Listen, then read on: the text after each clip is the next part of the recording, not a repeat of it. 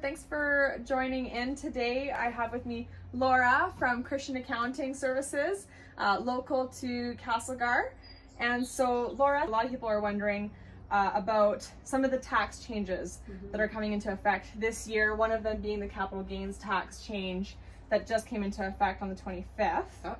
Please, if you could speak on the tax changes that are coming into effect. Yeah, so one of them, as you said, was the capital gains tax. So the recent budget introduced a new inclusion rate for the capital gains. So previously the inclusion rate's always been 50%.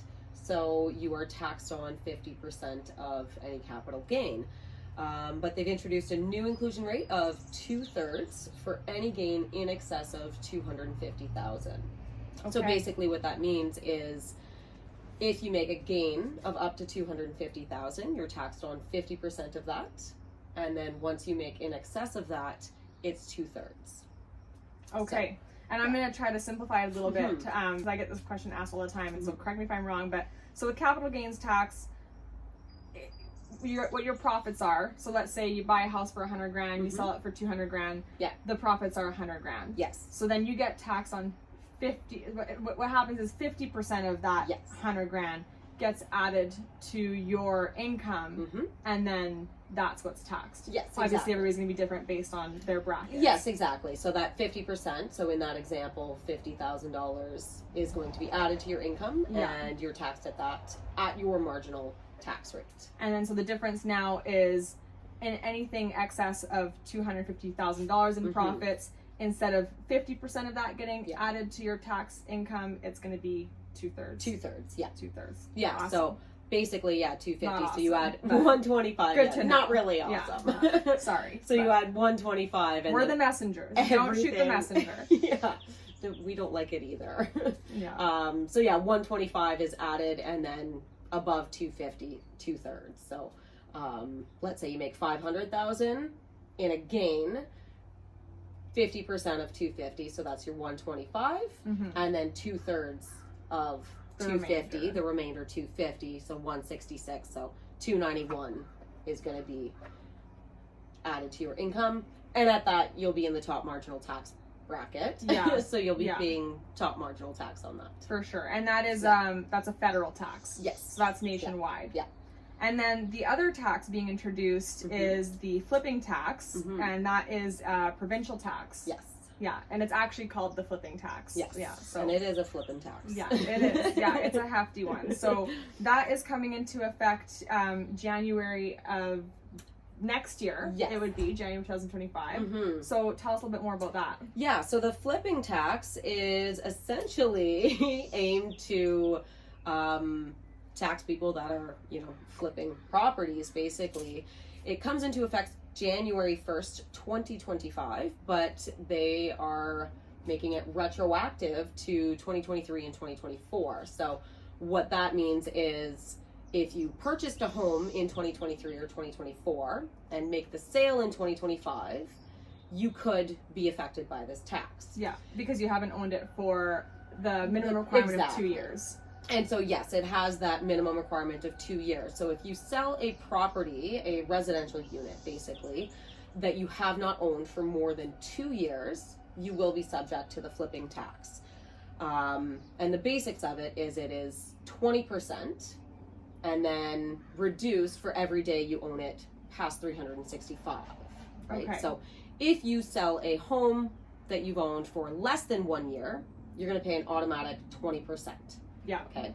But if you've owned it for more than 1 year, less than 2 years, you'll pay a little bit less than that 20%. It reduces for basically every day beyond a year that you've owned it.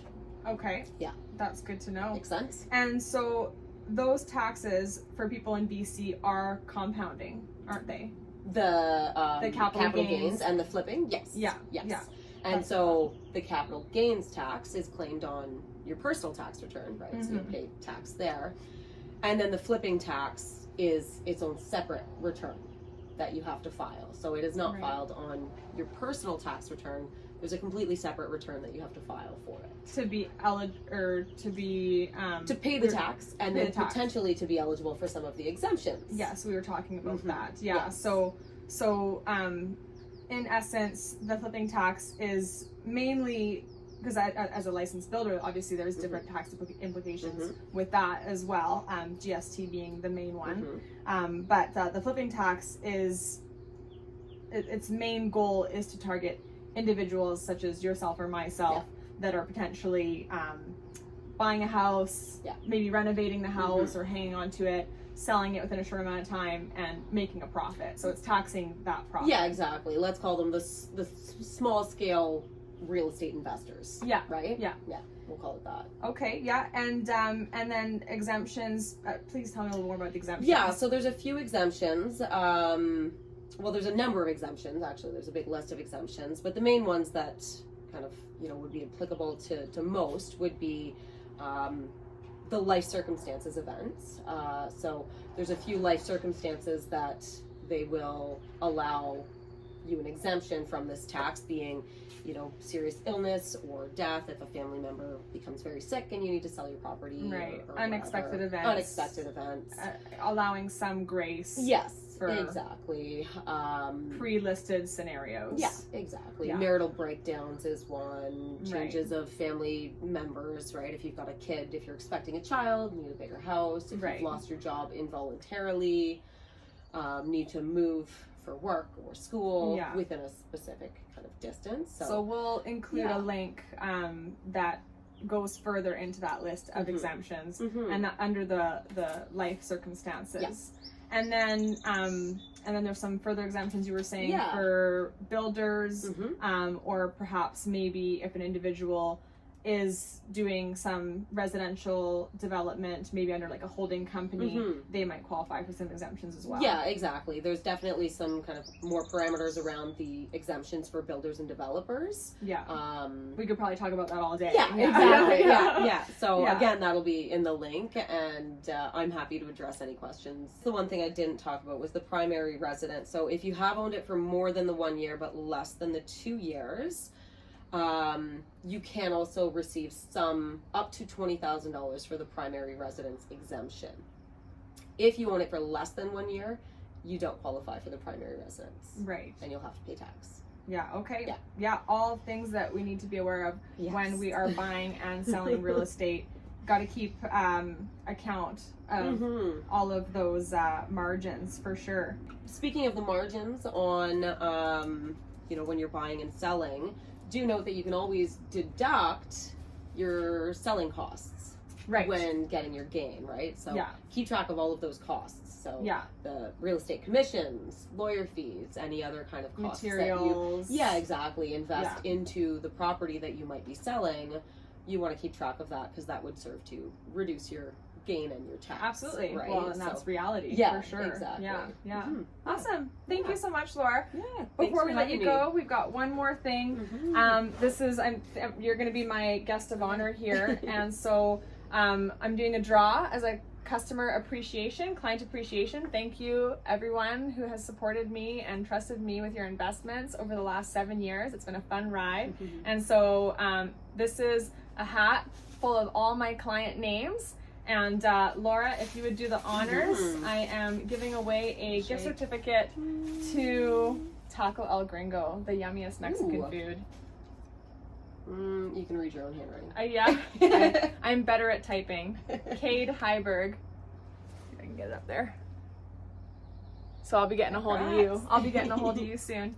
Thank you, Laura, again, so much for coming. Thank you really for having me. It for providing the value to myself and to the clients. And if you guys have any more questions about any real estate needs, that's me. Any accounting needs, whether real estate or otherwise, Laura is a chartered professional accountant in the area. We're very lucky to have her, and I will include her information in this email as well. One more thing to conclude this video is featuring Laura and her husband. They are selling an awesome property that they built in their neighborhood, so it's got some pretty awesome neighbors, and so check it out.